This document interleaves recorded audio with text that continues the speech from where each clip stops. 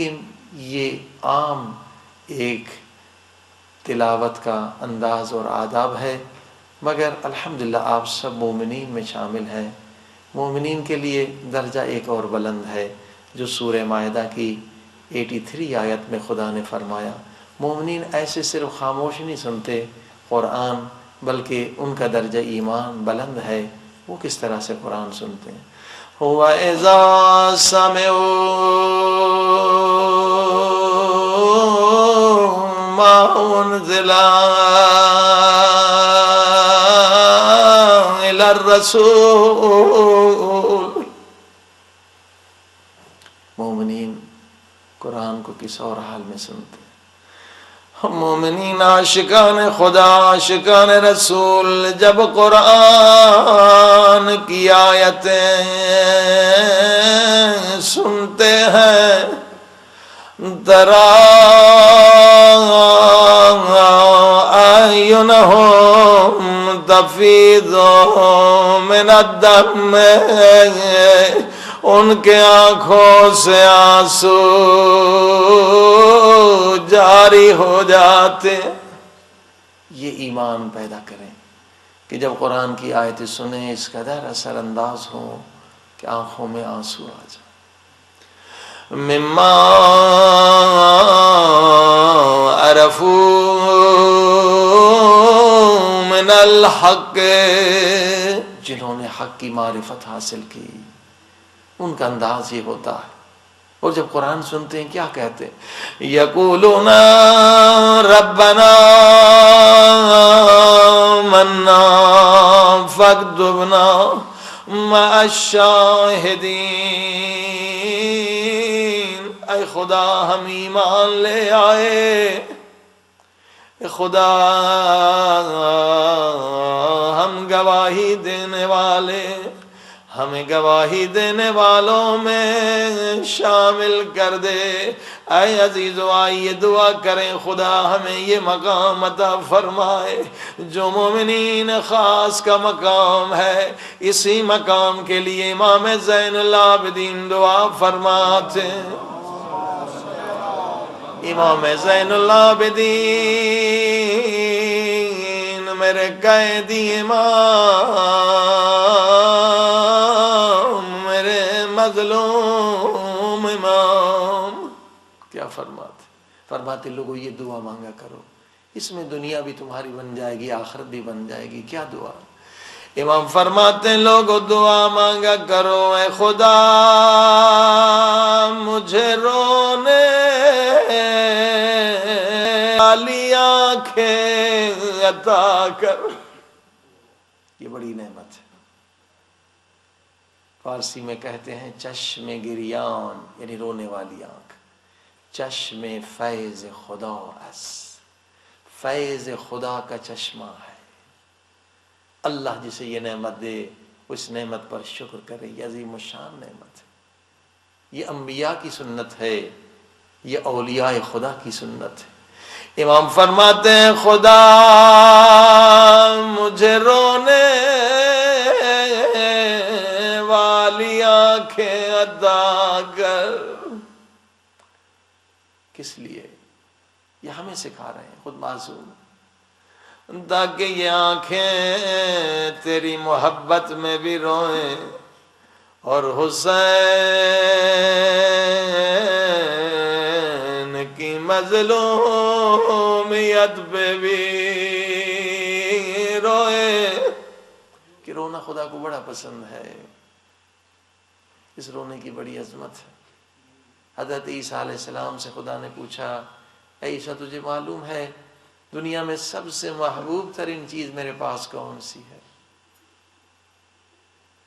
عیسیٰ نے کہا مالک تو بتا۔ خدا نے کہا سب سے محبوب ترین چیز میرے نزدیک گنہگار کے وہ آنسو ہیں جو خلوص کے ساتھ توبہ کے وقت بہاتا۔ اے خدا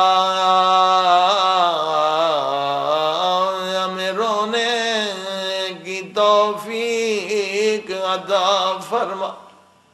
یہ رونے کا مہینہ، ایک ایک آنسو جو بہتا ہے اس سے دل میں نورانیت پیدا ہوتی۔ آئیے اسی مظلوم امام کی دعا دعائے ابی حمزہ صومالی، رات کا وقت ہے اور یہ دعا بھی اسی وقت پڑھی جاتی ہے. آئیے مل کے دعا پڑھیں. اللہم صلی علی محمد وآل محمد. اللہم صلی علی محمد وآل محمد. اللہم صلی علی. بسم اللہ الرحمن الرحیم. پہلا جملہ بہت نورانی ہے، بڑا قیمتی. اگر یہ جملہ قبول ہو گیا یقیناً آپ کا آنا قبول ہو گیا. اس قدر یہ قیمتی جملہ ہے، اس قدر یہ نورانی دعا ہے. ترجمہ بھی لکھا ہوا ہے. آئیے اس جملے کو مل کے کہیں. کیا امام فرماتے، کیا سکھاتے؟ الہی لا تعذبنی بعقوبت. اے خدا مجھے عذاب کے ذریعے سے باادب نہ بنانا، مجھے اپنی محبت کے ساتھ باادب بنا دے. مجھے حسین کا عشق دے، مجھے اپنے نبی کا عشق دے، جو مجھے گناہوں سے بچا لے، میرے باطن کو پاک کر دے. عزیزو خدا کے دو طریقے ہیں باادب بنانے کے. خدا کو پتہ ہے کہ یہ بندہ کیسے باادب بنے گا، ایک پیار سے، ایک عذاب سے.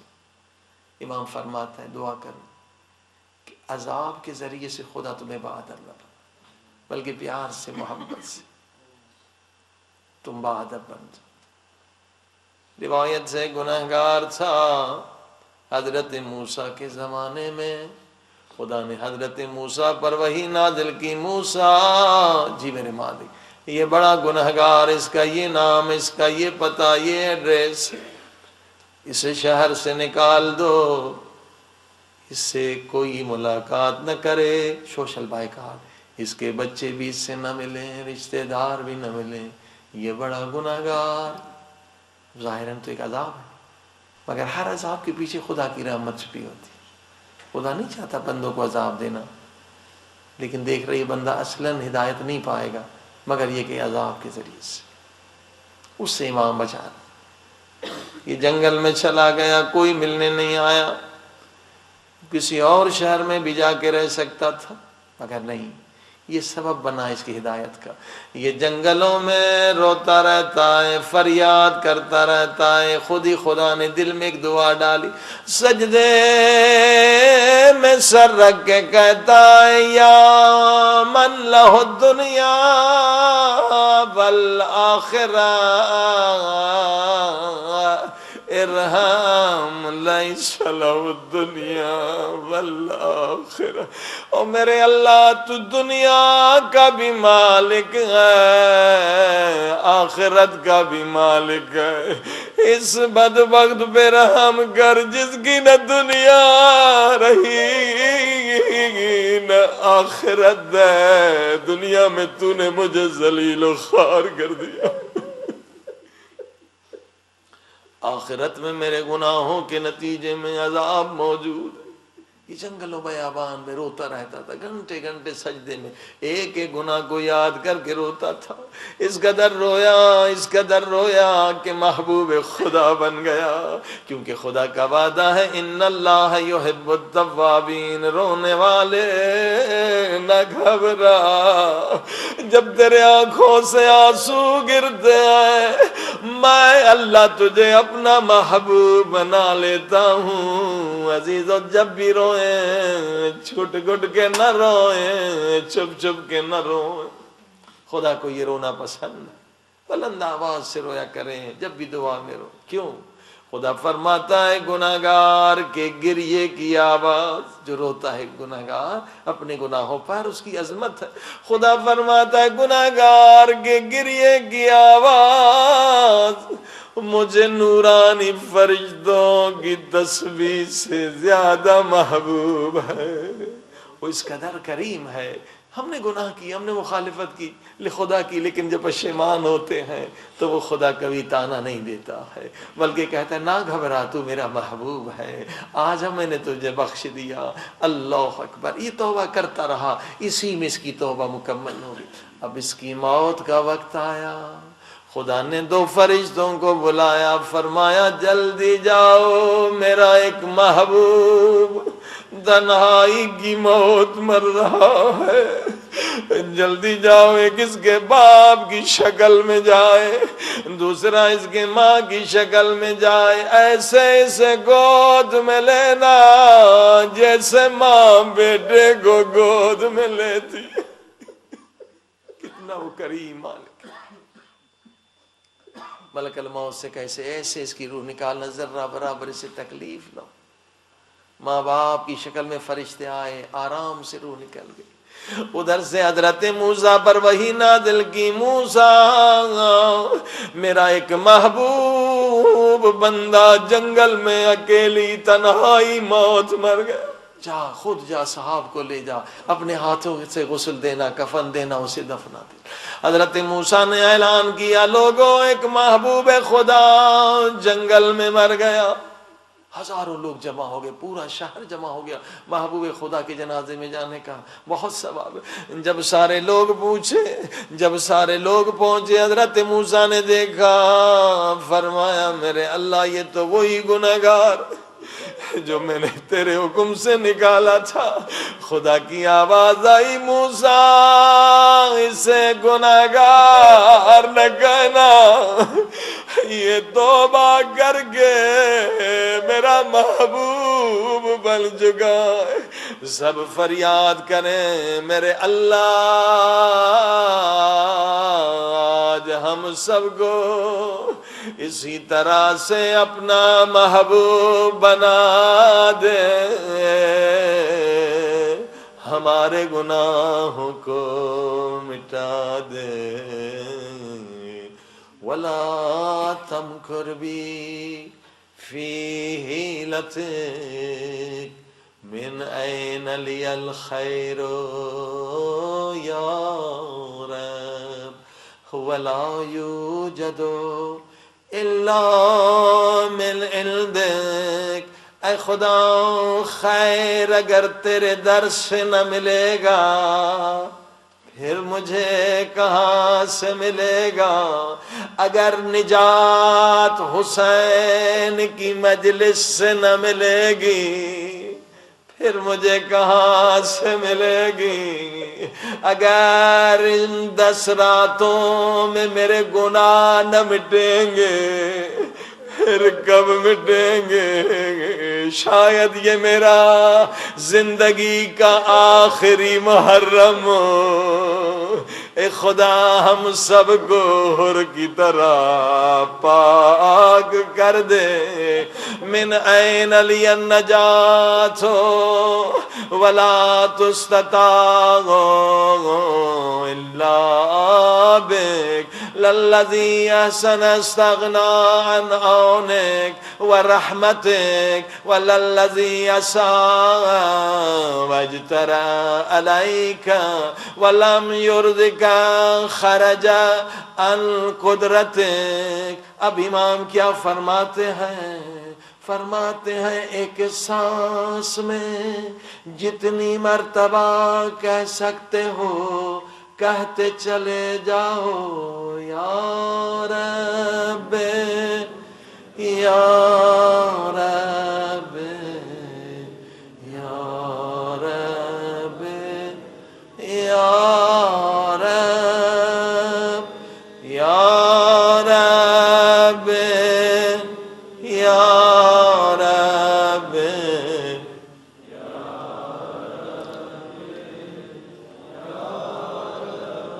آپ سوچیں گے کہ مولا علی نے دعائے کمیل میں 3 مرتبہ کہا ہے یا رب یا رب یا رب، مگر میرے بیمار امام، میرے قائدی امام فرماتے کہ سانس میں جتنی مرتبہ کہہ سکتے ہو کہتے جاؤ یہاں تک کہ سانس ٹوٹ جائے، یا رب یا رب یا رب یا رب یا رب یا رب یا رب یا رب۔ یہاں کچھ اور مقصد ہے، وہاں کچھ اور مقصد ہے۔ سانس ٹوٹ جانے کا کیا مقصد؟ امام ایک وقت کے لیے تیار کر رہے ہیں، ایک وقت آئے گا تو بستر پہ لیٹا ہوا ہوگا، تیرے عزیز و رشتہ دار چاروں طرف رو رہے ہوں گے، ڈاکٹر کہے گا بچنے کی کوئی امید نہیں۔ وہی وقت ہے جب تیری سانسیں اکھڑ رہی ہوں گی، سکرات کا وقت ہے، تیری روح تیرے بدن سے نکل رہی ہوگی۔ امام اس وقت کے لیے تیار کر رہے ہیں، فرماتے ہیں اس وقت تیری زبان پہ یہی فریاد ہو، یا رب یا رب یا رب یا رب۔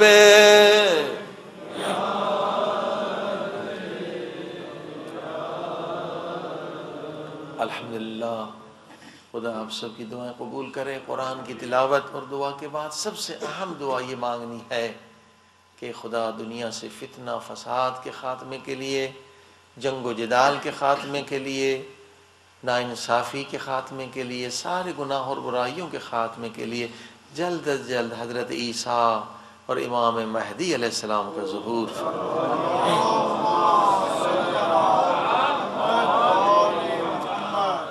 ہر مومن کی پہلی دعا یہ ہونی چاہیے، اہم سے اہم دعا یہ ہے۔ آپ کے مسائل، دنیا والوں کے مسائل سارے حل ہو جائیں گے جب امام آئیں گے۔ سب سے بڑا مسئلہ یہی ہے، سب سے اہم دعا یہ ہے۔ آئیے مل کے دعا مانگیں۔ اللہم کل ولیک حجت ابن الحسن صلواتک علیہ وعلی آبائہ فی ہذہ الساعة وفی کل ساعة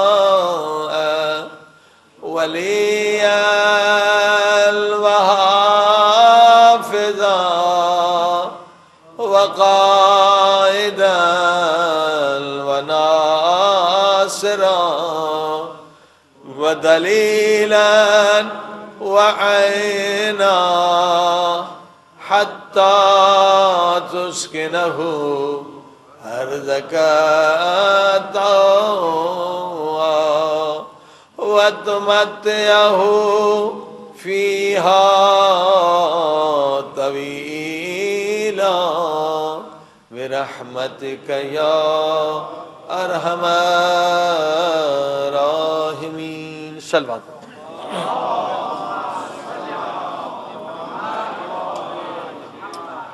الصلاة والسلام علی سید المرسلین و خاتم النبیین ابی القاسم محمد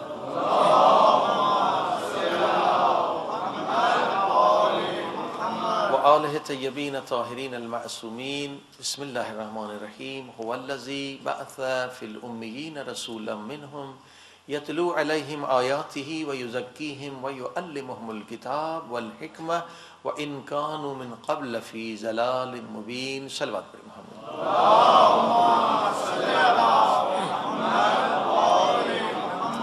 معزز سامعین، سورہ جمعہ کی دوسری آیت اس پر گفتگو ہو رہی ہے کہ اللہ سبحانہ وتعالیٰ کا ارشاد ہو رہا ہے کہ اس اللہ نے ہم پر عظیم الشان احسان کیے کہ ہماری ہدایت کے لیے اس نبی کو بھیجا جو سردار انبیاء بھی ہے، رحمت للعالمین بھی، اور محبوب خدا بھی ہے۔ کس لیے ہمارے رسول آئے؟ یتلو علیہم آیاتہ، رسول خدا اس لیے آئے کہ آیتوں کی تلاوت کریں۔ آیتوں کی تلاوت کا کیا مقصد ہے؟ تاکہ وَيُزَكِّيهِمْ، تاکہ تمہارے نفسوں کو پاک کریں، اور جب تمہارے نفس پاک ہو جائیں وَيُعَلِّمُهُمُ الْكِتَابَ وَالْحِكْمَةَ، پھر تمہیں کتاب کا بھی علم دے اور حکمت کا بھی علم دے۔ وَإِنْ كَانُوا مِنْ قَبْلَ فِي ضَلَالٍ مُبِينٍ، اور اس سے پہلے تم کھلی ہوئی گمراہی میں تھے۔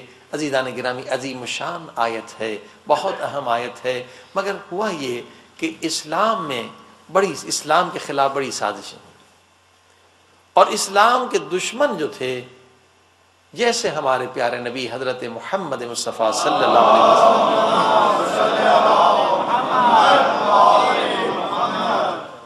نے اس دنیا سے، ہمارے پیغمبر نے رحلت کی، ادھر سے کئی لوگ جو پہلے مسلمان نہیں تھے، انہوں نے اسلام کا لباس اوڑھ لیا اور مسلمان ہو گئے ظاہراً، لیکن ان کا مقصد یہ تھا کہ اسلام کی شکل اور صورت کو ہم بگاڑ دیں۔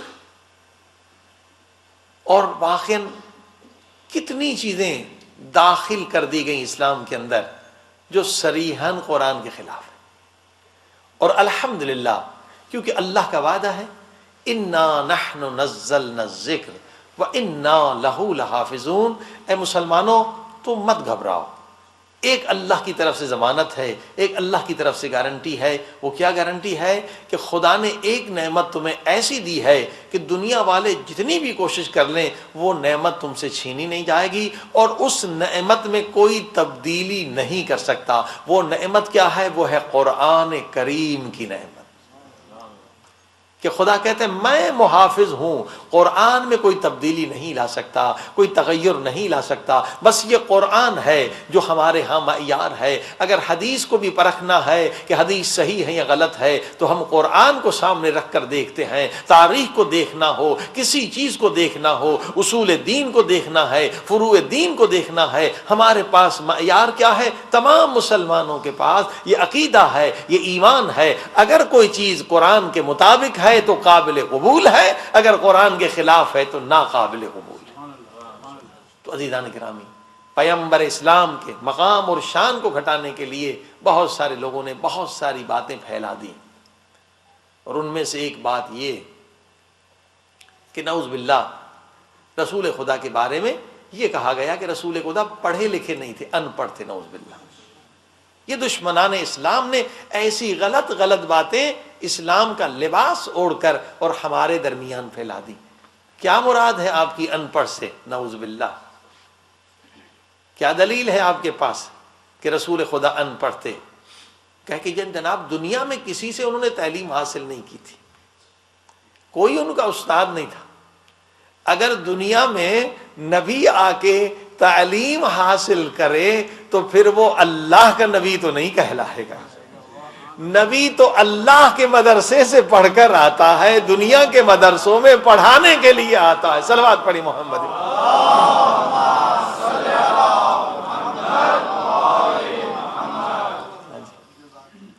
میں آپ کو مثال دوں، مثلا آپ دور دور سے آئے ہیں، آدھی رات ہونے کا وقت قریب ہے، اور آپ جناب بیٹھے ہوئے ہیں، میں جیب سے کتاب نکالوں کہ بھائی 1 گھنٹہ ذرا مجھے دے دیں، آج میں نے مجلس یاد نہیں کی ہے، میں ذرا مجلس یاد کر لیتا ہوں پھر آپ کو سناتا ہوں۔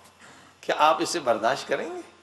آپ برداشت نہیں کریں گے۔ مولوی صاحب مجلس یاد کرنی تھی تو گھر سے یاد کر کے آتے، آپ ہمارا ٹائم ضائع کر رہے ہیں کہ ہم 1 گھنٹہ بیٹھے رہیں، آپ مجلس یاد کریں پھر آپ ہمیں مجلس سنائیں۔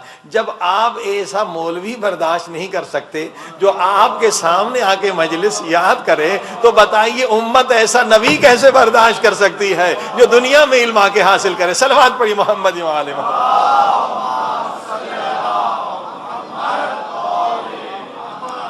خدا کے لاکھ احسان کہ ہمارے پاس قرآن موجود ہے، لہٰذا یہ ساری روایتیں غلط ہو جاتی ہیں جب قرآن سے ٹکرا جاتی ہیں۔ یہ دوسری آیت ہے سورہ جمعہ کی، فرمایا هو الذی بعث فی الامیین رسولا منہم یتلو علیہم آیاتہ، یہ رسول وہ ہے جو آیت قرآنی کی تلاوت کرنے والے ہیں۔ اگر ان پڑھ ہوتے تو آیتوں کی تلاوت کیسے کرتے؟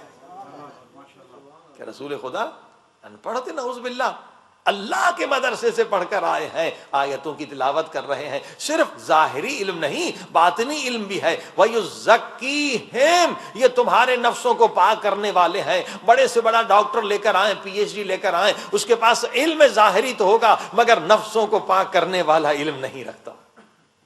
نفسوں کو پاک کرنے والا علم اسی کے پاس ہوگا جو اللہ کے مدرسے سے پڑھ کر آئے۔ اور تیسرا کام کیا ہے؟ وَيُعَلِّمُهُمُ الْكِتَابَ، کون سی کتاب؟ قرآن کی بات ہو رہی ہے نا، یہ تمہیں کتاب کا علم دیں گے۔ رسول خدا کی علمیت کی بات ہو رہی ہے، ان کا علم کتنا عظیم تھا۔ کون سی کتاب پڑھائیں گے؟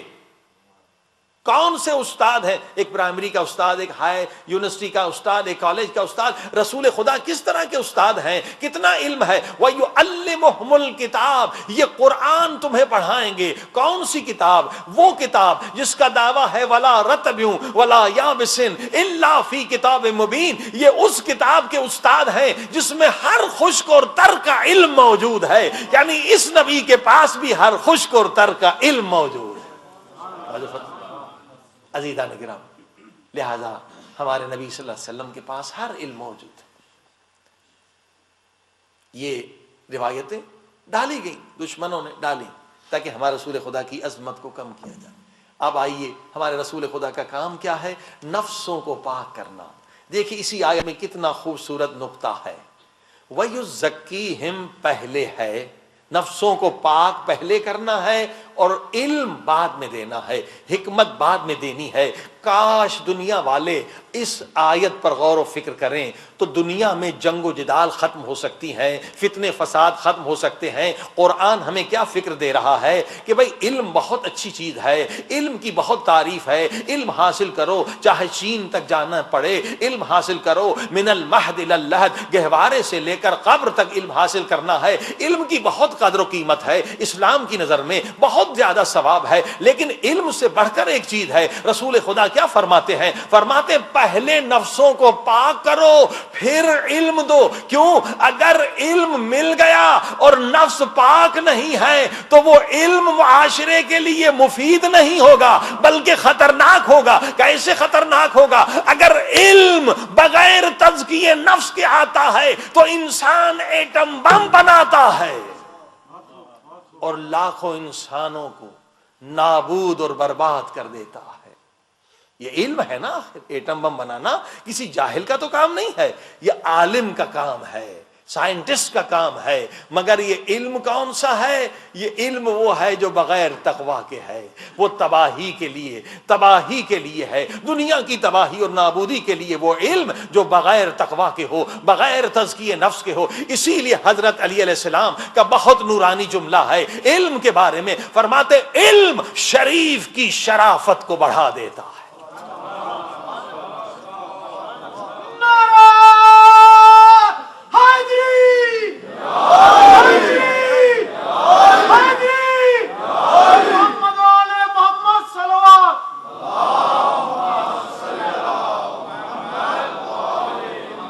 کس قدر نورانی جملہ ہے کہ شریف کے پاس علم آنا چاہیے۔ علم شریف کی شرافت کو بڑھا دیتا ہے، مگر وہی علم کمینے کی کمینگی کو اور بڑھا دیتا ہے۔ اللہ اکبر، علم بہت اچھی چیز ہے مگر پہلے تزکیہ نفس، پہلے نفس کی طہارت۔ اگر کمینے کے پاس علم آ گیا تو اس کی کمینگی میں اور اضافہ ہو جائے گا، درندگی میں اور اضافہ ہو جائے گا۔ علم سے پہلے نفس کو پاک کرنا ضروری ہے، ورنہ علم آئے گا تو اتنا تکبر بھی آئے گا۔ صلوات پڑھی محمد و آل محمد۔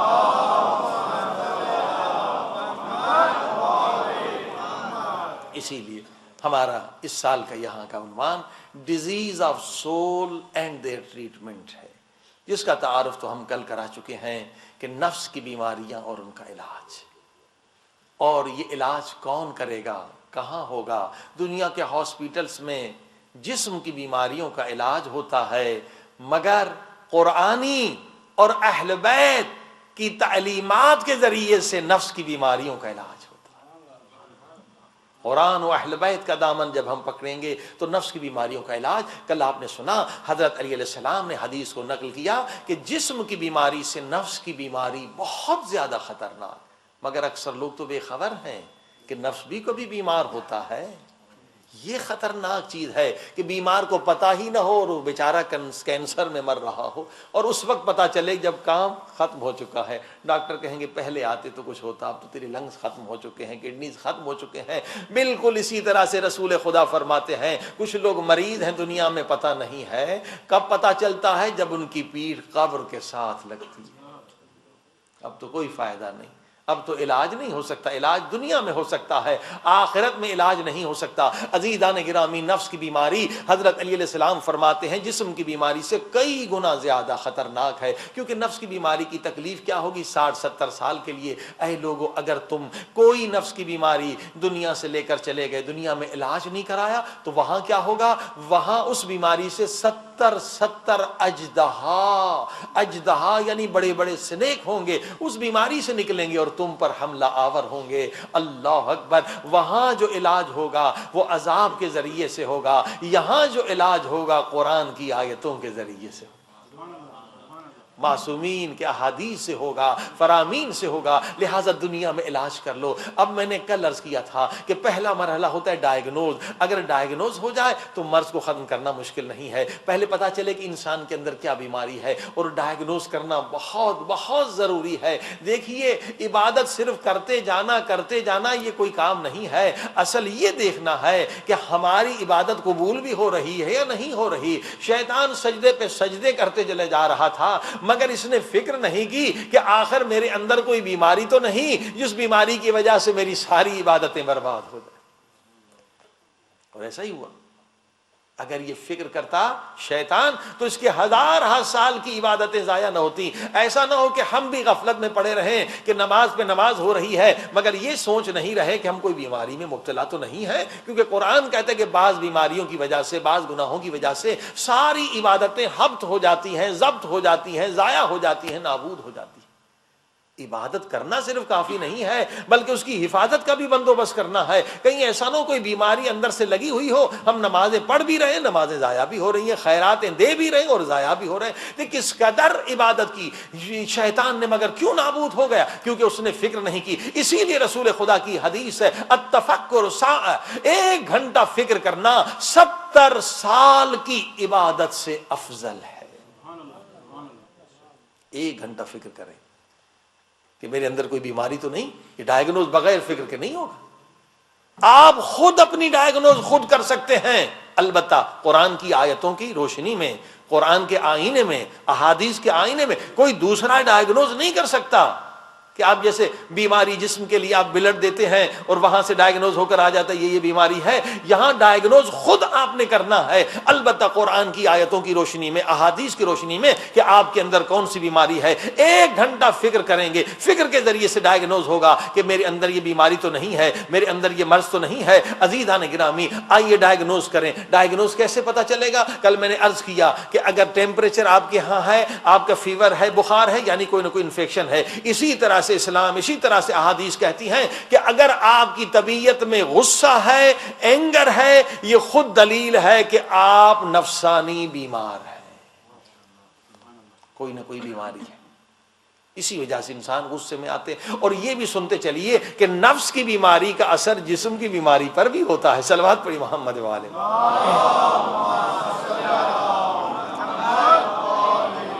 یہ آپس میں ریلیٹڈ ہیں، الگ الگ نہیں ہے. روح الگ ہو بدن، جب تک ہم دنیا میں ہیں بدن اور روح ان دونوں کی صحت کا، بیماری کا ایک دوسرے پر اثر ہوتا ہے. مثلا اگر آپ غصے میں تو صرف روحانی طور پر آپ مریض نہیں ہیں بلکہ یہی غصہ جو ہے، آپ دیکھیے ٹینشن، غصہ، اسٹریس، اس سے کیا ہوتا ہے؟ کبھی برین ہیمریج ہو جاتا ہے لوگوں کو، کبھی پیرالائز ہو جاتے ہیں، کئی بیماریوں میں لوگ مبتلا ہو جاتے ہیں، بہت آؤٹ آف کنٹرول ہو جاتے ہیں لوگ، دیوانے ہو جاتے ہیں لوگ، کئی بیماری ذہنی امراض میں مبتلا ہو جاتے ہیں. یعنی یہ غصہ جو ہے آپ کے جسم کے لیے بھی خطرناک ہے اور روح اور نفس کے لیے بھی خطرناک ہے. الغضب، رسول خدا فرماتے الغضب نار، یہ غصہ آگ ہے جو تمہارے ایمان کو بھی جلا کر راکھ کر دے گی، تمہارے نیک اعمال کو بھی تباہ کر دے گی. واقعی ایسا.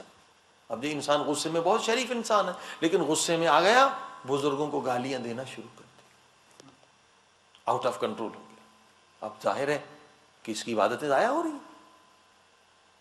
کچھ لوگ غصے میں آ کر نعوذ باللہ ماں باپ کی اہانت کر گزرتے ہیں، بے عزتی کر گزرتے ہیں، انسلٹ کر گزرتے ہیں، اور جہاں ماں باپ کا دل دکھایا آپ نے انسلٹ کی، کتنا بڑا گناہ کبیرہ کر دیا۔ اگر ماں باپ نہ بخشیں آپ کو اور آپ سچے دل سے توبہ نہ کریں، ماں باپ کی اگر اہانت کی، تو حدیث ہے رسول خدا کی کہ کتنا بھی عابد ہو، کتنا بھی زاہد ہو، اگر ماں باپ کی انسلٹ کی ہے، ماں باپ کا دل دکھایا ہے، ماں باپ سے معافی نہیں مانگی، ماں باپ کو راضی نہیں کیا، تو جنت میں جانا دور کی بات ہے، جنت کی خوشبو کو بھی وہ نہیں پا سکتا۔ اسے کے بہت نقصانات ہیں۔ کتنی طلاقیں جو ہے وہ اس وجہ سے آ جاتی کہ آؤٹ آف کنٹرول ہم ہو جاتے ہیں، پھر ادھر لڑکا ہو یا لڑکی ہو، مرد ہو یا عورت ہو، غصے پہ کنٹرول نہیں ہو سکتا، طلاقیں ہو جاتی۔ غصہ حد سے بڑھ جائے تو قتل ہو جاتا ہے۔ اب غصہ والا کون ہے؟ اگر ہیڈ آف فیملی ہے اور غصہ کر رہا ہے، پوری فیملی میں آگ لگ جاتی ہے، کیونکہ الغضب نارن۔ اور اگر غصہ کسی حکمران کو آ جائے جو ہٹلر کی طرح ہو، تو سیکنڈ ورلڈ وار وجود میں آ جاتی ہے۔ ہاں جی، اب دیکھنا ہے کہ غصہ کس کو آ رہا ہے۔ اگر کسی بادشاہ کو آ جائے تو وہ ہزاروں کے لاشوں کو گرا دیتا ہے، بمباری کر دیتا ہے۔ یہ غصہ آگ ہے، اللہ اکبر۔ اس آگ کو بجھانا ہے۔ اسلام آیا ہے نفس کو پاک کرنے کے لیے، اسلام آیا ہے آگ کو بجھانے کے لیے، اسلام امن کا پیغام ہے، اسلام سلامتی کا پیغام ہے۔ اب ایک جوان، ایک بزرگ آتا ہے، ایک قبیلے کا، ٹرائب کا لیڈر آتا ہے رسول خدا کے پاس، اللہ کے رسول مجھے ہدایت دیں، مجھے نصیحت کریں، میں بہت دور سے آیا۔ رسول خدا ڈائگنوز کرتے ہیں اس کے اندر بیماری کون سی ہے۔ دیکھ لیا، سمجھ گئے کیا بیماری ہے۔ فرمایا لا تغضب، کبھی غصے میں نہ آنا۔ قبلہ میں بہت دور سے آئے ہوں، بس 2 لفظ، کچھ اور بھی فرمائیے۔ رسول خدا نے کہا اس پر اگر عمل کیا تو یہی 2 جملے، 2 لفظ تیرے لیے کافی ہے، تیری نجات کے لیے کافی۔ اب اس کو اہمیت کا پتہ چلا کہ یہ 2 لفظ بہت اہم ہے، لا تغضب، کبھی غصے میں نہ آنا۔ اب واپس آیا اپنے قبیلے میں تو دیکھا کہ وہاں ماحول ہی بدل چکا ہے، جنگ کا سما ہے، لوگ تلواریں نکال رہے ہیں، لشکر تیار ہو رہا ہے۔ کیا بات ہوئی؟ کہا بھئی ہمارے قبیلے کے ایک آدمی نے دوسرے قبیلے کے آدمی کو قتل کر لیا اور وہ حملہ آور ہو رہے ہیں اور لہذا جنگ کے لیے ہم تیار ہیں۔ اچھا، ان میں یہ جرت کہ ہم پر حملہ کرنا چاہتے ہیں؟ غصے والا تھا، فوراً اس نے بھی تلوار اٹھائی اور زرہ پہنی، میدان میں دونوں لشکر ایک دوسرے کے آمنے سامنے آئے۔ بس جنگ ہونے ہی والی تھی کہ رسول خدا کے 2 لفظ اس کو یاد آ گئے کہ لا تغضب، کبھی غصے میں نہ آنا۔ فوراً تلوار پھینک دی، ذرا اتار دی، آگے بڑھا، اور وہی صلح کا جھنڈا لے کر کہ بھائی دیکھو ہمارے ایک آدمی سے غلطی ہو گئی ہے، آپ کے آدمی کو قتل کر دیا، لیکن اب آپ کا آدمی تو زندہ نہیں ہو سکتا، پھر ہم لڑیں گے اور لوگ مریں گے اور بچے یتیم ہوں گے اور عورتیں بیوہ ہوں گی، وہ آدمی تو زندہ نہیں ہوگا، ہم اس کا جرمانہ دے دیتے ہیں، پیسے چاہتے ہیں پیسے دیتے ہیں۔ ایسی اخلاق سے اس نے گفتگو کی کہ وہ لوگ بھی حیران ہو گئے کہ یہ کیا بات کر رہا ہے، یہ تو بڑا غصے والا ہے، آج کیسے جھک جھک کے بات کر رہا ہے۔ دونوں میں صلح ہو گئی اور ہزاروں لوگ قتل ہونے سے بچ گئے۔ صلوات پڑھی محمد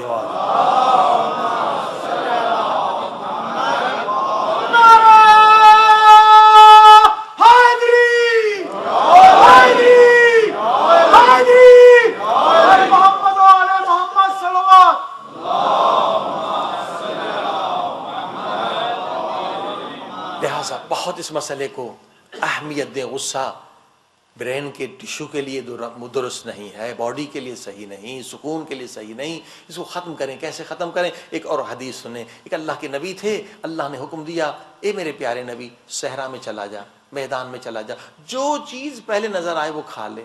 رسول خدا گئے، اللہ کے نبی گئے، کیا دیکھا؟ سامنے پہاڑ ہے، پہاڑ کو میں نہیں کھا سکتا، لیکن نبی تھے، ہم جیسا ہوتا واپس آ جاتا کہ اللہ میں پہاڑ کو کیسے کھاؤں گا۔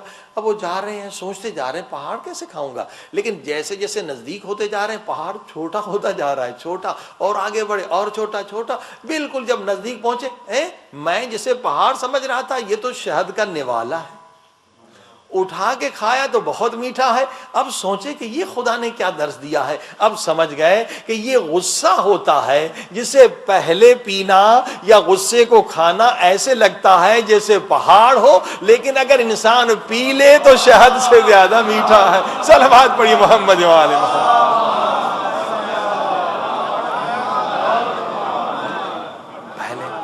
انسان کہتا ہے کیسے میں کنٹرول کروں, نہیں ہو سکتا, صبر مجھ سے نہیں ہو سکتا. ہاں لیکن جب غصے پہ کنٹرول کر لیتا ہے تو ان خطرات سے بچ جاتا ہے. دیکھیے عزیزان گرامی, جو سچے صحابی رسول خدا تھے وہ کبھی غصے میں نہیں آتے تھے. کل آپ نے سنا سلمان فارسی کا جواب کہ غصے میں نہیں آئے.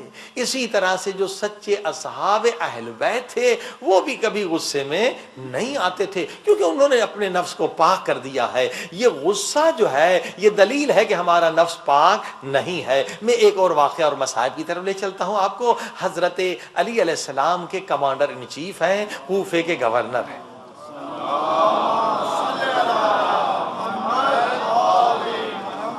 نام ان کا حضرت مالک ابن اشتر ہے, گورنر بھی کمانڈر ان چیف بھی, اور نئے نئے آئے ہیں کوفے میں, سر جھکا کے جا رہے ہیں اور کپڑے سادے ہیں, کوئی باڈی گارڈ نہیں ہے, کوئی بھی نہیں, سپاہی نہیں. وہاں ایک بدماش قسم کا نوجوان تھا, اس نے کہا چلو یہ کوئی گاؤں کا آدمی آ گیا ہے تو اس پہ ہاتھ صاف کر دوں اور اپنی جو ہے وہ قدرت طاقت دکھاؤں. اب وہ حضرت مالک بن اشتر اپنے خیال میں آ رہے تھے, یہ آگے بڑھ کر اس نے زور سے مکہ سینے پہ مارا تو ظاہر ہے کہ مالک بن اشتر گر گئے زمین پر اور اٹھے, کپڑوں کو جھاڑا. اس نوجوان کو دیکھا بھی نہیں کہ یہ کون ہے جس نے مجھے مکہ مارا ہے. بھئی ہم کتنے بھی کمزور ہوں, اگر مار کھائیں گے دشمن کو دیکھ لیں گے کہ موقع ملے گا تو بدلہ ضرور لیں گے. لیکن گورنر بھی ہیں اور جناب کمانڈر ان چیف بھی حضرت علی علیہ السلام کی فوج کے, دیکھا بھی نہیں کون ہے, سر جھکا کے چلے گئے. اب سارے بازار والے پہچانتے تھے اس نوجوان کو. کہا نوجوان تو نے آج موت کو دعوت دی ہے, پتہ ہے یہ کون تھے؟ کہا نہیں یہ گورنر صاحب تھے. اب وہ کانپنے لگے, وہ تھر تھر رونے لگے, یہ گورنر جس کو میں نے مکہ مارا, یہ کمانڈر. کہا اب پولیس آئے گی تجھے لے جائے گی, تیرا حساب کتاب خوب ہوگا. اب یہ ڈرتا ہوا پیچھے پوچھتا ہوا آ رہا ہے کہ مالک بن اشتر کہاں گئے, تو میں معافی مانگ لوں ورنہ جیل چلا جاؤں گا, سزا ہو جائے گی. لوگوں سے پوچھتا ہے, لوگوں نے کہا جی مسجد میں چلے گئے. اب یہ بھی پیچھے پیچھے آیا مسجد میں, کیا دیکھا مالک بن اشتر 2 رکعت نماز پڑھ رہے ہیں. اب 2 رکعت نماز پڑھنے کے بعد دعا کے لیے ہاتھ بلند کرتے ہیں اور یہ نوجوان پیچھے بیٹھا ہوا, اے میرے اللہ, وہ جس نوجوان نے مجھے مکہ مارا نا وہ بے سمجھ تھا, وہ نادان تھا, وہ جاہل و بے خبر تھا کہ کسی کو مکے مارنے کا کیا عذاب ہے, کسی کی اہانت کرنے کا کیا نقصان ہے. اے میرے اللہ میں نے اسے معاف کر دیا, تو بھی اہل بیت کے صدقے میں اسے معاف کر دے. اللہ اکبر. یہ جملے سنے اس بدماش نوجوان کے دل پر اتنا اثر ہوا کہ روتے روتے قدموں سے گر پڑا, قدموں پہ گر پڑا, کہنے لگا مالک بن اشتر مجھے معاف کر. بھئی تو ہے کون؟ کہا میں وہی ہوں جس نے مکہ مارا تھا. کہا میں تیری ہی معافی کے لیے یہاں آیا. عزیزو ان کا دل اتنا پاک ہے کیونکہ وہ گناہ کو جہنم کی آگ سمجھتے ہیں, ہم گناہ کو لذت سمجھتے ہیں. فرق سمجھے آپ؟ وہ گناہ کو آگ سمجھتے ہیں اور ہم گناہ کو آگ نہیں سمجھتے. مثلا اگر کوئی آدمی آگ میں جل رہا ہے تو آپ کو رحم آئے گی نا کہ اس کی آگ بجھائیں, اس پہ پانی ڈالیں, چاہے اس نے خود آگ لگائی ہو. انسانیت کا تقاضا ہے یا نہیں کہ ہم اس کی آگ کو بجھائیں. بس یہ جو اولیاء خدا ہیں, جو نبی کے سچے صحابی ہیں, اہل بیت کے سچے صحابی ہیں, جب کسی کو گناہ کرتے ہوئے دیکھتے ہیں تو صرف گناہ کو نہیں دیکھ رہے ہوتے ہیں, وہ اس جہنم کی آگ کو بھی دیکھتے ہیں تو آ کے پانی ڈالتے ہیں, یعنی ان کے لیے دعا مانگتے ہیں, اے خدا ان کے گناہوں کو بخش دے. صلوات پڑھے محمد والے.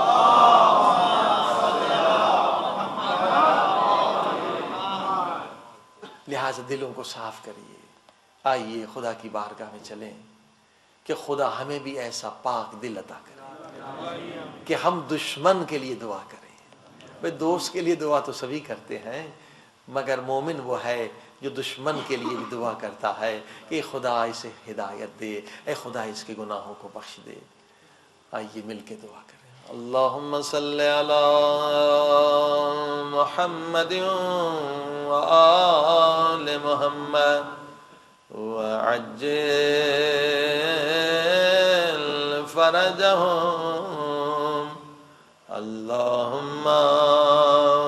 صل علی محمد وآل محمد وعجل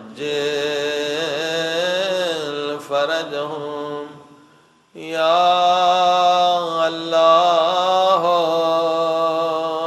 یا اللہ یا اللہ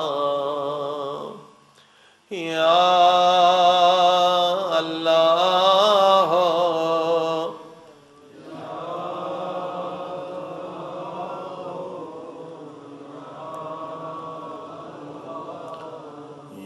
مجیب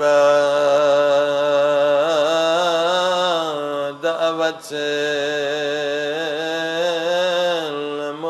المضطرین اے مضطر و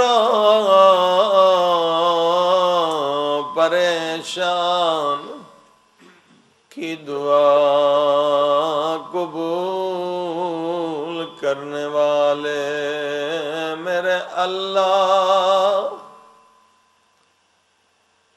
آج ہم سب کی دعائیں قبول کر لیں،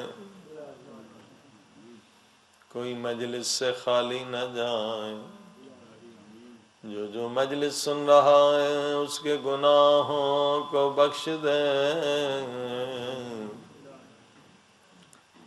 اے عزیز و قرآن کریم کی آیت ہے، یا ایھا الذین آمنوا اتقوا اللہ وابتغوا الیہ الوسیلہ، اے لوگو دعا میں وسیلہ تلاش کرو، خدا تک پہنچنے کے لیے وسیلہ تلاش کرو، کیونکہ ہم گناہگار ہیں، خاطی ہیں، کسی نیک ولی خدا کا واسطہ دیں خدا، تاکہ ان کے صدقے میں خدا ہماری دعا قبول کرے۔ آئیے ایک وسیلہ آج بتلاؤں جو معصوم نے بتلایا ہے۔ امام فرماتے ہیں جو مسلم کی غربت پہ روئے گا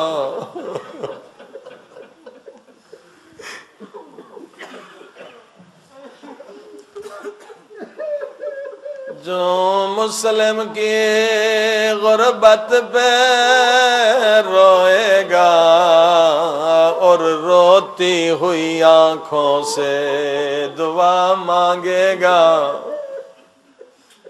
خدا اس کی دعا رد نہ کرے گا، کیونکہ مسلم بڑے غریب مظلوم شہید تھے۔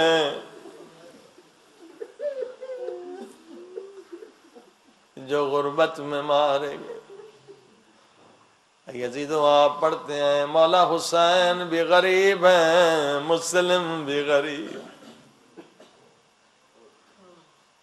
مگر ایک فرق ہے۔ کیا فرق؟ اگر اجازت تو ایک جملہ مولا حسین کی خدمت میں عرض کروں۔ مولا حسین آپ بھی غریب الوطن ہے اور مسلم بھی غریب الوطن ہے، مگر مولا ایک فرق ہے۔ کیا فرق؟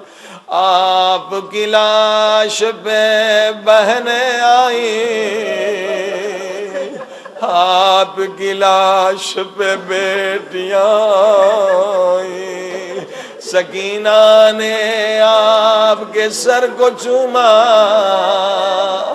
سکینہ نے آپ کی گردن کے بوسے لیے، مگر ہائے مسلم اتنا غریب ہے کہ کوئی بیٹی بھی نہیں ہے، وہ کوئی بہن بھی رونے والی نہیں ہے، کوئی رونے والا نہیں اس مظلوم کی لاش۔ 2 بچے تھے وہ بھی زندان میں، بچے یتیم ہیں مگر قید۔ اے عزیز و مسلم کی غربت کا حال قاصد نے حسین کو اس طرح سے سنایا کہ کہ مولا حسین کی چیخیں بلند ہو گئی. جب 2 آدمی آ رہے تھے گھوڑے پر کوفے سے، مولا حسین نے ان سے مسلم کا حال پوچھا. انہوں نے سر جھکا کے کہا مولا اجازت دے خیموں کے پیچھے چلے، تنہائی میں ہم آپ کو مسلم کا حال بتائیں. امام حسین فرماتے ہیں لوگوں میں کوئی چھپانا نہیں چاہتا، سب کے سامنے مجھے مسلم کا حال بتاؤ.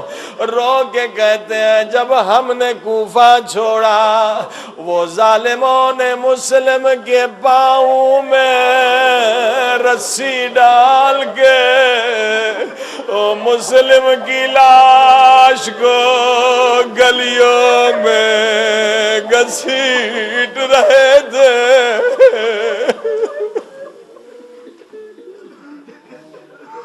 اے خدا اس مظلوم شہید کے صدقے آج ہم سب کے سارے گناہوں کو بخش.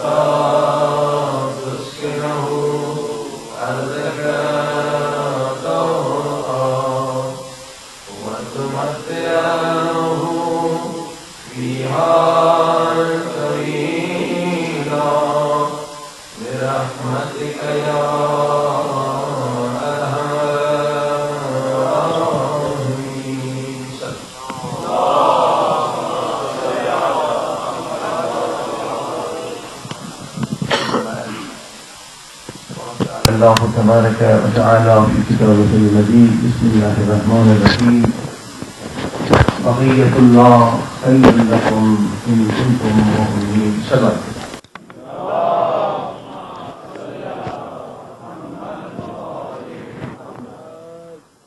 اور سامعین، اللہ سبحانہ وتعالی قرآن مجید میں ارشاد ہو رہا ہے کہ بقیت اللہ کا وجود تمہارے لیے خیر کا وجود ہے اگر تم مومنین میں سے ہو. صلوات پڑھیں محمد وعلیہ.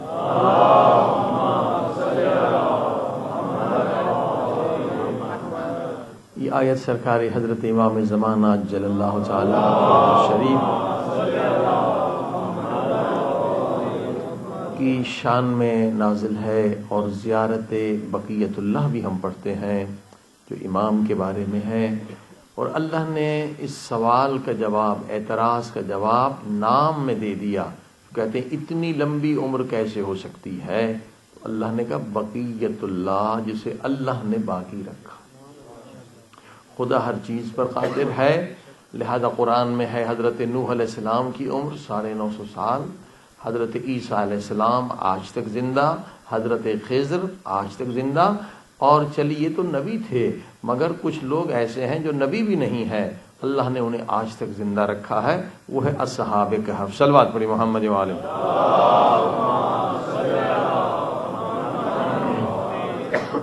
اور اور یہ اصحاب کہف کی فلم جو ہے ہماری شیعہ ٹی وی پہ چل رہا ہے، بہت اچھا ہے، بچوں کو دکھائیے، پوری ہسٹری کا پتہ چلے گا۔ اصحاب کہف ہدایت ٹی وی پہ چل رہا ہے، یہ سیٹرڈے یا سنڈے یہ فلم آتی ہے، بہت اچھی ہے، تقریباً 13-14 قسطیں ہیں کہ اصحاب کہف جو ہے وہ ابھی تک زندہ ہیں۔ یہ سورہ کہف کی پوری تفسیر ہے، یہ فلم آپ دیکھیں گے تو بہت مزہ آئے گا، اور وہاں توحید کے دلائل بھی ہیں، وہاں قیامت کے مرنے کے بعد کیسے اٹھیں گے اس کے دلائل بھی ہیں فلم ہی میں، اور بہت اچھی باتیں ہیں۔ تو عزیزان گرامی، حضرت آدم علیہ السلام سے لے کر حضرت عیسیٰ اور حضرت عیسیٰ کے بعد حضرت محمد مصطفیٰ صلی اللہ علیہ وآلہ وسلم تک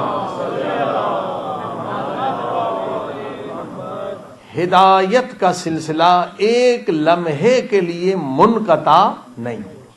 اگر ہم یہ مان لیں کہ ہدایت منقطع ہو گئی، یعنی ہدایت دینے والا کوئی نہیں، تو یہ تو سب کا عقیدہ ہے کہ شیطان تو ہے، کیونکہ ہم اٹھتے بیٹھتے کہتے ہیں اعوذ باللہ من الشیطان اللعین الرجیم۔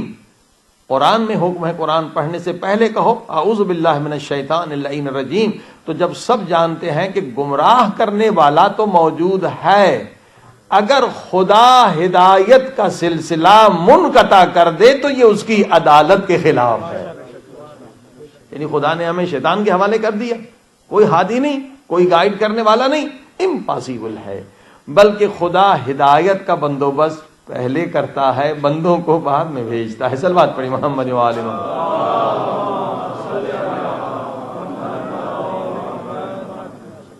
پہلے خدا ہدایت کا بندوبست کرتا ہے۔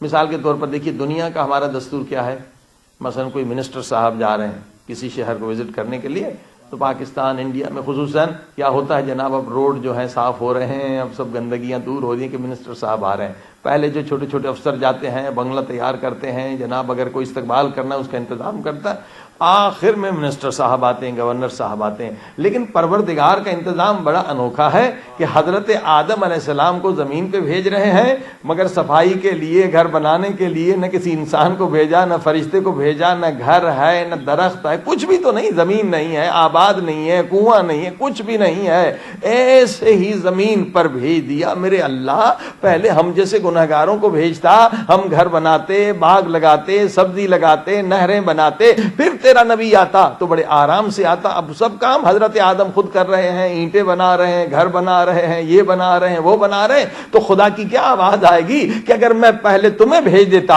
اور بعد میں اپنے نبی کو بھیجتا، پہلے انسانوں کو بھیجتا بعد میں ہادی کو بھیجتا، تو اگر ایک انسان بھی غلط کام کر لیتا اور قیامت کے دن میں اس سے پوچھتا کہ تو نے یہ کام کیوں کیا، جواب دیتا کوئی ہادی نہ تھا۔ صلوات پڑھی محمد و آل محمد۔ کوئی ہدایت دینے والا نہ تھا۔ تو وہ خدا جو ایک دن کے لیے ایک انسان کو بغیر ہادی کے پسند نہیں کرتا، وہ ہزاروں سالوں پورے انسانوں کو بغیر ہادی کے کیسے چھوڑ دے گا؟ صلوات پڑھی محمد و آل محمد۔ برائے تاجیل امام زمانہ علیہ السلام بلند تر صلوات۔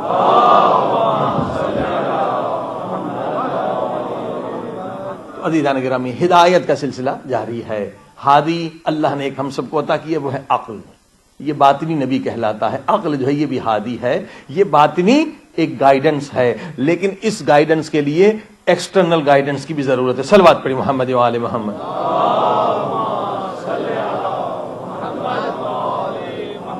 بارہ دیگر صلوات۔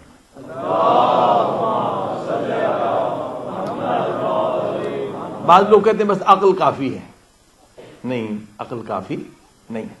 جیسے دیکھیے آنکھیں تو ہیں نا، آنکھوں کا کام کیا ہے؟ دیکھنا، لیکن اندھیرے میں آپ دکھا کے کچھ دکھائی دیتا ہے؟ اندھیرے میں کچھ دکھائی، آنکھوں کا کام ہے دیکھنا، لیکن آنکھ کب دیکھے گی؟ جب نور ہو۔ دیکھا آپ نے؟ آنکھ کب دیکھے گی؟ جب نور ہو۔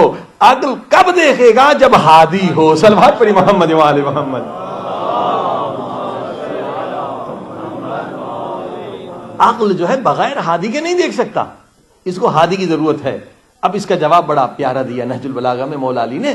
لوگوں نے کہا جی عقل ہے کافی ہے، انہوں نے کہا عقل ہے مگر کافی نہیں عقل۔ کیوں؟ مولا نے فرمایا عقل انسان شہوت کے پردوں کے نیچے دبی رہتی ہے۔ کتنی شہوات ہے، سیکس بھی ایک شہوت ہے، ہاں جی، دنیا پرستی بھی شہوت ہے، پاور پرستی یہ بھی شہوت ہے، کتنی شہوات ہے دنیا میں، شہرت پسندی یہ بھی ایک شہوت ہے۔ مولا علی فرماتے ہیں عقل انسان شہوت کے حجابوں اور پردوں اور بیریئرز کے نیچے دبی رہتی ہے، ہادی نبی امام کا کام ہے ان پردوں کو ہٹا دے تاکہ وہ دیکھنا شروع کر دے۔ صلوات پڑھی محمد و آل محمد۔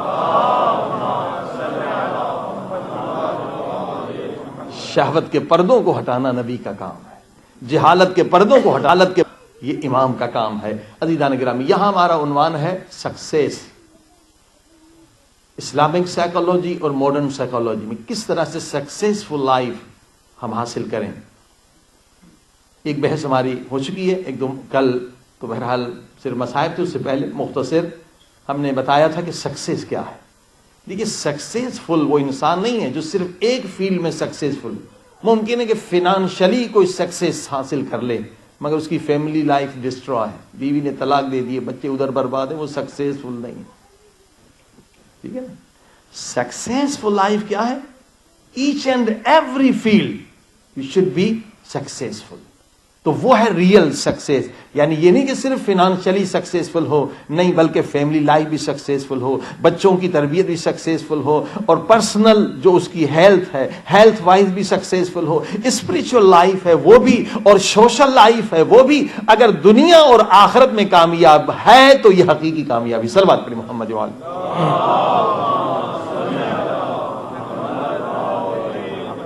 تو اب یہ آسان نہیں ہے، بغیر علم کے ممکن ہے کہ ایک فیلڈ میں انسان سکسیسفل ہو جائے، لیکن تمام فیلڈز میں سکسیسفل، ایجوکیشن میں سکسیسفل ہے، ایمان میں سکسیسفل ہے، تقوی میں سکسیسفل ہے، سوشل لائف میں سکسیسفل ہے، فیملی لائف میں سکسیسفل ہے، بچوں کی تربیت میں سکسیسفل ہے۔ اس کے لیے نالج کی ضرورت ہے، اس کے لیے علم کی ضرورت ہے، اس کے لیے ریسرچ کی ضرورت ہے۔ صلوات پڑھی محمد و آل محمد۔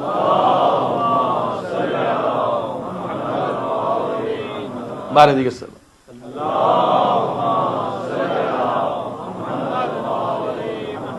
سکسیسفل لائف کے لیے کچھ پلرز ہیں، ان پلرز کو ڈیولپ کریں۔ جیسے بلڈنگ بنانے کے لیے پلرز کی ضرورت ہے، ویسے سکسیسفل بننے کے لیے، کامیاب انسان بننے کے لیے پلرز کی ضرورت ہے۔ وہ اسٹیبلش کریں گے تو ظاہر ہے کہ یہ بلڈنگ آپ کی کامیاب ہو جائے گی، زندگی کامیاب ہو جائے گی، آخرت، سوشل لائف، ہر ایک فیلڈ میں آپ کامیاب ہو جائیں گے۔ ان میں سے ایک جو اہم پلر ہے جس کا عام آج اعلان کرتے ہیں، ذکر کرتے ہیں، وہ ہے سیلف کانفیڈنس۔ سیلف کانفیڈنس، خود اعتمادی۔ سیلف کانفیڈنس کے بغیر کوئی سکسیسفل نہیں ہو سکتا، کوئی کامیابی حاصل نہیں کر سکتا اگر انسان کے اندر سیلف کانفیڈنس نہیں ہے۔ اور یاد رکھیے جس انسان کے اندر جتنا سیلف کانفیڈنس زیادہ ہے وہ کامیاب بھی اتنا زیادہ ہے۔ آپ کے اندر 10% سیلف کانفیڈنس ہے، آپ 10% سکسیسفل رہیں گے۔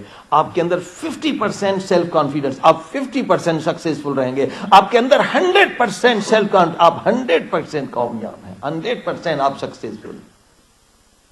شاید بہت سارے لوگ اس چیز کو اہمیت نہیں دیتے کہ سیلف کانفیڈنس زندگی میں، آپ کی زندگی میں کتنا اہم رول ہے، حتیٰ کہ آپ کی ہیپینس، گلیڈنس، یہ بھی ریلیٹڈ ہے self confidence. If your self confidence is انشیکابل